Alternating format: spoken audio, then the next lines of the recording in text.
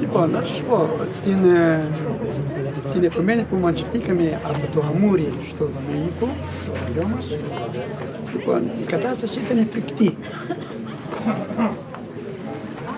Το μόνο που θυμάμαι είναι τα κλάματα, τα σπίτια ακόμα πήρωναν και κάπνιζαν, τα ζώα ήταν αυτά που είχαν βγάλει το πρωί στη λεγόμενη γιδούρα και το γελαδάρι για τα γελάδια, τα οικόσιτα, τα βγάζαν έξω, κουσκούσανε και το βράδυ γύρισαν στο σπίτι. Αυτά τα καημένα γύρισαν και τρομοκρατήθηκαν.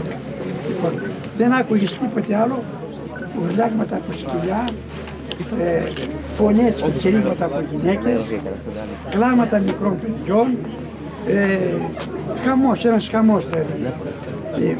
Μερικοί παραφρόνησαν σε τέτοιο σημείο. Και εγώ με την οικογένειά μου, θυμάμαι, πήγα στο σπίτι και πάλευα μέσα στο επάνω δωμάτιο και βρήκα κάτι κουτάλια τα οποία δεν είχε λιώσει φωτιά. Το κάτω μέρος, το δωμάτιο, δεν μπορούσα να πλησιάσει καθόλου γιατί είχαμε πολλά πράγματα μέσα και η πέτρα είχε γίνει ασβέστη. Καλά, να μου πείτε θα κάνετε. Για να μπορέσουμε να δώσουμε, θυμάμαι, πήγα σε ένα σπίτι που είχε μπακάλικο και είχε μέσα και τα λεγόμενα τα κεραμικά, είχε στάμνες, τακίνια κλπ. Και όπως κάηκε, οι πάτηδες σπάσανε, πήρα από αυτά και με αυτά τα χρησιμοποιήσαμε ως ποτήρια, ως πιάτα για να πίνουμε το γάλα και να τρώμε. Ο κόσμος έφυγε τρομοκρατημένος, έφυγε άλλοι κάτω προς τον τρόπο, προς το μέρος της Μαβούλας. Άλλοι πήγαν πέρα προς τον Πλατανούλη κλπ. Το χωριό ρήμαξε, δεν έμεινε κανένας. Θυμάμαι που μέσα πιάναμε πρώτη βραδιά, κοιμηθήκαμε μέσα σε μια κάπα που είχε πάρει ο πατέρας μου μαζί, ο αδερφός μου είχε τα πρόβατα και ο αδερφός μου με τον πατέρα μου σκεπάστηκαν με ζύγρες. Λοιπόν, το δε φαγητό μας ήταν λίγο καλαποκίσιο αλεύρι, το οποίο πήγε και στιάμισε ο πατέρας μου κάτω από την βούλα και ευτυχώς πήγαμε τα πρόβατα, παραμέγαμε και αυτό κάναμε και να κάθονται 10 άτομα γύρω-γύρω σε μια κατσαρόλα και με τα κουτάλια, δύο κουτάλια να χωρίσει. Ρούχα, τίποτα. Ό,τι μας έδωσαν από την Μαγούλα και από άλλα μέρη ορισμένοι, υπήρχε τις πίσω χωρίς που δεν κάηκαν. Και από αυτούς πήραν μερικά και πάμε λοιπά. Ο κόσμος έφυγε έξω. Εγώ η οικογένειά μου είχε πάει πέρα στο λεγόμενο, στην περιοχή του Αλή. Εκεί ήταν τα γεδομάντρια ενός Κυπαρίτσι, προς το μέρος της Σκόμπα. Η λευκή, που είχε.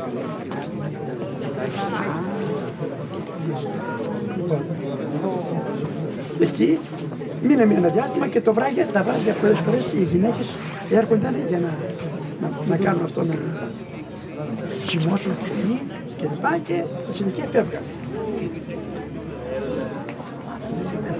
Δεν έχω, δηλαδή η ζωή μετά πέρασε αρκετός καιρός, λοιπόν, οπότε φύγαμε από το χωριό, πολλές οικογένειες και εγκατασταθήκαμε κάτω στο Λουτρό, στη Μαγούλα, σε μια μεγάλη πηγή. Και θυμάμαι ότι περνούσαν τα αγγλικά αεροπλάνα, τα Spitfire, θυμάμαι τα ονομάτια, τέτοια μεγάλη ιστορία. Λοιπόν, ερχόντουσαν και από πέρα από τη Μαυρίτσα μέχρι τη γέφυρα γαζώνανε με τα μυδράλια το δρόμο επάνω και τα αυτοκίνητα και οι Γερμανοί, γιατί οι Ιταλοί παραδόθηκαν. Το 1943 μετά, το καλοκαίρι, θυμάμαι, όταν μπαίνηκα πάνω στην Δικούσια με την οικογένεια, θυμάμαι τους Ιταλούς που με τα κορδιόν και με μουσική κάτω από τον πλάτανο την πλήση του σκουλιού της Πεντηκούσας που τραγουδούσαν κλπ. Παραδίδουν οι Ιταλοί και οι Ιταλοί είχαν συνακολουθήσει και παραδίδοντας στα ανταρκτικά τμήματα και αυτοί τις προβούσαν για την Ιταλία.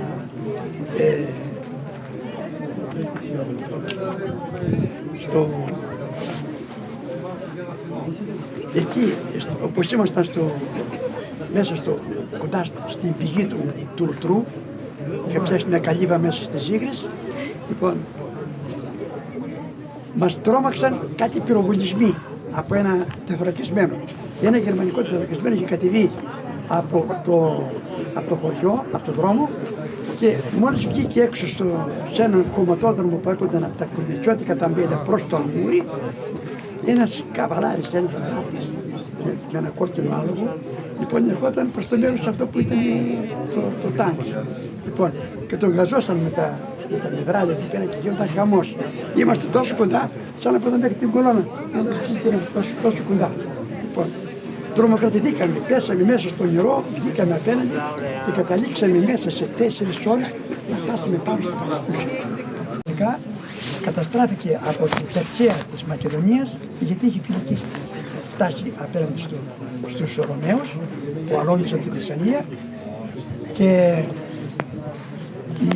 οι Ιταλοί δεν δικαιολογείται να καταστρέψουν ένα χωριό που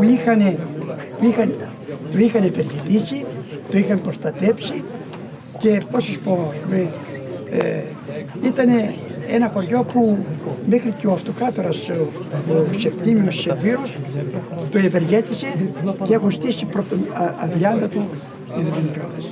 Αυτό το χωριό δεν είναι το καταστρέψαν οι ίδιοι αυτοί 22 αιώνες αργότερα.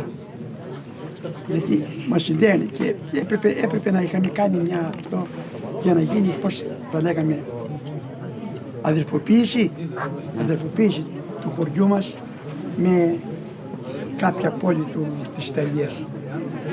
Γιατί μας συνδέανε τότε, ας πούμε, πολλοί δεσμοί. Είχαμε πρόταση να αδελφοποιηθούμε με την ίδια τη Ρώμη, με το Δήμο Ρώμης. Μάλιστα. Αλλά, τέλος πάντων, η μικροπολιτική κάποιου ανθρώπου δεν το δέχτηκε. Λοιπόν. Ευχαριστούμε πάρα πολύ. Να είστε καλά, κορίτσι μου, να είστε καλά.